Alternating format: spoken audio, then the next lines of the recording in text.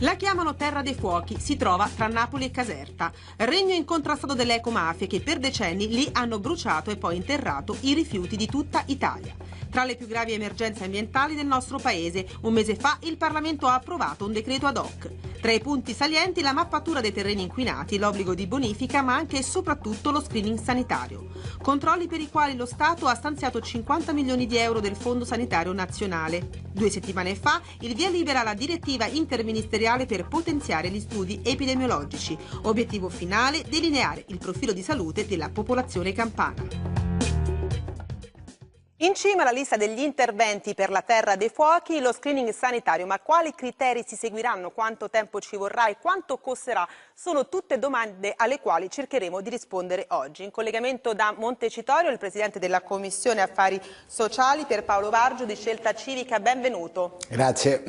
Con noi in studio Antonio Giordano, professore di anatomia patologica all'Università di Siena. Benvenuto. Salve. E partiamo da lei, professore. Lei è soprattutto un ricercatore, dirige infatti un importante centro di ricerca che è lo SBAR Institute di Filadelfia. Sono anni che denuncia la connessione tra l'inquinamento da rifiuti tossici e l'insorgenza di malattie tumorali. Una voce inascoltata?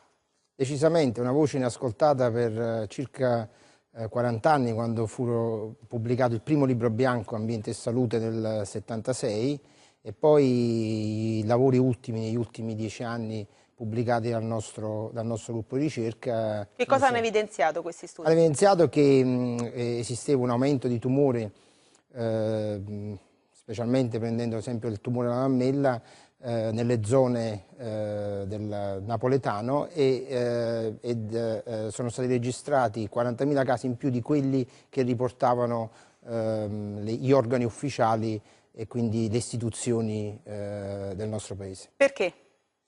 Secondo lei? Perché? Non voglio pensare che ci sia stata né incompetenza né cattiva fede, e il perché forse lo sapranno i posteri. La nostra ricerca è una ricerca indipendente, come dovrebbe essere qualunque ricercatore, indipendente da qualsiasi influenza politica e da qualsiasi interesse economico. La salute dei cittadini è centrale.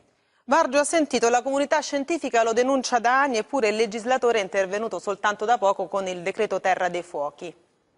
Sì, purtroppo è un difetto che spesso la politica ha, quello di arrivare sul posto del disastro quando il disastro è già accaduto, invece che tentare di prevenire. Purtroppo la prevenzione, lo sappiamo bene, è spesso nella bocca di chi fa politica, lo è molto meno nei finanziamenti che vengono dedicati a questo. Questo è un difetto da cui bisogna sicuramente emendarsi, perché non è una cosa che fa bene alla salute degli italiani. Vargio, perché questa discrepanza tra i dati ufficiali e quelli invece della ricerca appunto autonoma?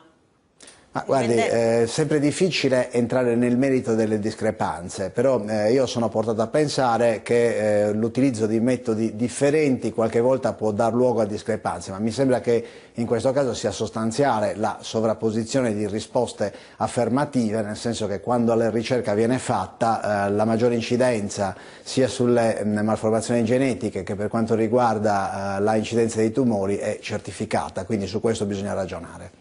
Professor Giordano, secondo lei come dovrebbe essere fatto questo screening sanitario sulla popolazione campana per risultare efficace?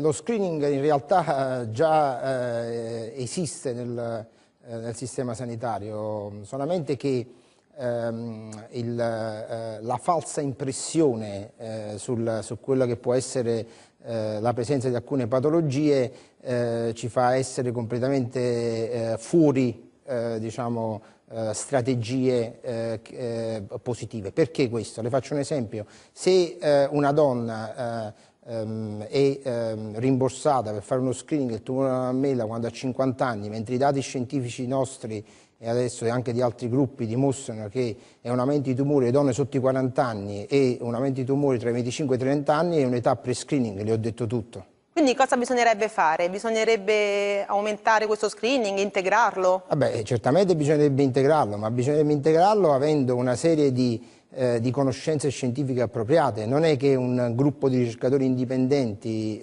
con finanziamenti esteri debbano fare un lavoro che avrebbero dovuto fare i tecnici negazionisti oggigiorno che appoggiano quello che è la teoria dello Stato. Bargio, la politica terrà conto dei suggerimenti della comunità scientifica anche per lo screening sanitario, per farlo bene? Beh, ci mancherebbe altro, ognuno fa il suo mestiere. La politica come mestiere ha quello di intervenire mettendo a disposizione le risorse e indicando gli obiettivi, ma non certo quello di sostituirsi agli scienziati nelle metodologie con cui debbono essere effettuati gli screening. Quindi non credo che la politica voglia fare un mestiere che sarebbe totalmente improprio per la politica, credo che la politica intenda, e sarebbe assurdo se facesse il contrario, mettersi a disposizione con risorse e con obiettivi di chi deve fare questo per mestiere. Professor Giordano, per lo screening sanitario il decreto Terra dei Fuochi ha stanziato 50 milioni di euro per 2 anni. Secondo lei sono sufficienti? 50 milioni di euro è una bella cifra da investire, bisogna vedere come andranno a essere investiti questi finanziamenti. Per esempio sono stati completamente esclusi i biomonitoraggi sulla contaminazione, per esempio da metalli pesanti, sui cittadini che vivono in quelle zone, e poi bisogna capire anche chi è che coordinerà questo tipo di studi. Finora se lo coordineranno le stesse persone che negli ultimi 20-30 anni hanno fallito in questo lavoro. Bargio, vi occuperete di questo? Ecco, cercherete di porre rimedio, ecco, a quello che è stato fatto? Guardi, io non sovrappongo il mio profilo da medico a quello da politico, nel senso che ribadisco che non credo che la politica abbia come compito quello di entrare nel merito di come debbano essere fatti gli screening sanitari. Gli screening sanitari sono fatti secondo dei metodi che sono indicati dalla comunità scientifica internazionale e che possono essere, come giustamente dice il professore, più o meno allargati in rapporto alle esigenze specifiche di un territorio. Quindi io credo che le osservazioni che abbiamo sentito dal professore devono essere tenute in considerazione. Credo che 50 milioni di euro sia uno stanziamento significativo che immagino possa anche essere adeguato qualora le esigenze di una terra martoriata come quella dei fuochi indichino che bisogna allargare a fasce di popolazione normalmente non ricomprese all'interno degli screening sanitari per poter avere delle risposte che ci dicano veramente cosa sta succedendo in quelle terre. Quindi potrete integrare queste risorse? Ma io credo che se la comunità scientifica ci indicherà le necessità per cui questo debba essere fatto, credo che sia doveroso farlo. Una settimana fa sono arrivati i risultati delle prime indagini sulla mappatura dei terreni campani. Il 2% è risultato sospetto, con il divieto di vendere da subito i prodotti delle zone ad alto rischio. Una questione che apre un importante capitolo, che è quello delle bonifiche. Professor Giordano, si può parlare di allarme ridimensionato e poi comunque questo divieto sulla vendita dei prodotti è giusto?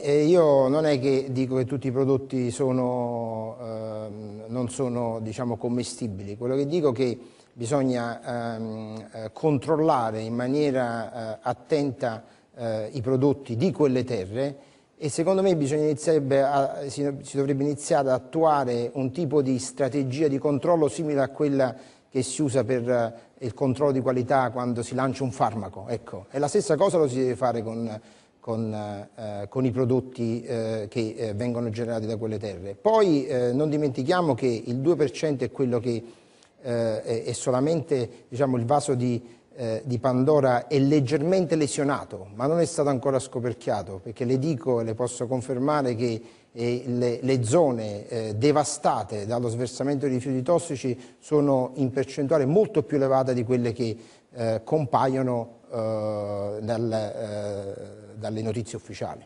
Bargio, le chiedo quando partiranno le bonifiche e soprattutto ci può dare rassicurazione su chi le effettuerà? Guardi, bisogna avere il coraggio di essere sempre onesti e sinceri. Io ho nella mia Sardegna esperienza di bonifiche annunciate 1000 volte, finanziate 100.000 volte e molto lente a procedere, e qualche volta con istituzioni che devono farle andare avanti, che non si dimostrano all'altezza degli obiettivi. Quindi suggerisco che ci sia un controllo sociale molto attento sia sui tempi, sia, come dice il professore, sugli esecutori delle bonifiche, perché è importante che sia rassicurata non soltanto la popolazione dei territori che risiede nella Terra dei Fuochi, ma che sia rassicurata anche la platea di consumatori di prodotti che vengono dalla Terra dei Fuochi e che devono essere garantiti nella loro certificazione di qualità. Lei è il Presidente della Commissione Affari Sociali, per cui ci può essere un impegno da parte del Parlamento per controllare, monitorare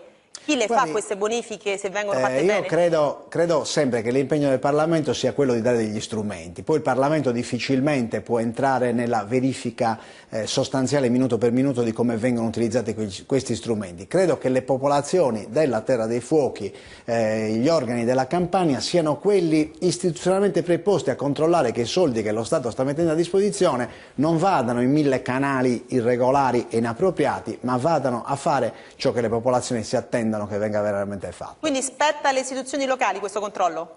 Beh, io credo che sia impensabile che lo possa esercitare totalmente il centro e che sia anche ingiusto, perché il destino di quei luoghi dipende fondamentalmente da chi ci vive, quindi chi ci vive è interessato a vivere bene, ad avere una qualità buona della vita e della propria salute ed è interessato al fatto che i propri prodotti siano prodotti sani, che possono essere esportati e che possono essere commercializzati dappertutto.